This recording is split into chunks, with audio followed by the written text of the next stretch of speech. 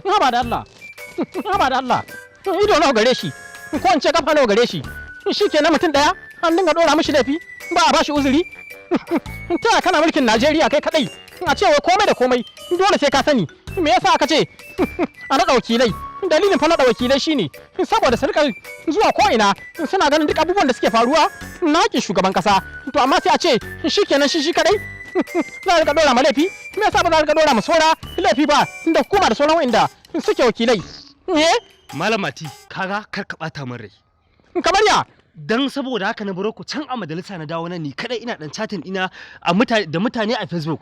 Muna dan gaggaisawa dan Allah ka bata min rai.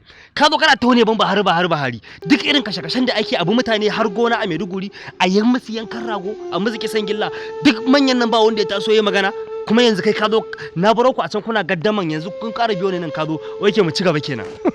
Ba gaddama nake ba.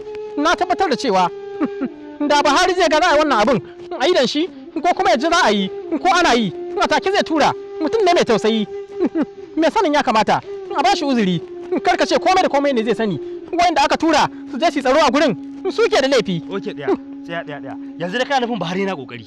Yana kokari mana. Idan Buhari yana kokari in zama doya. Ka gani ko?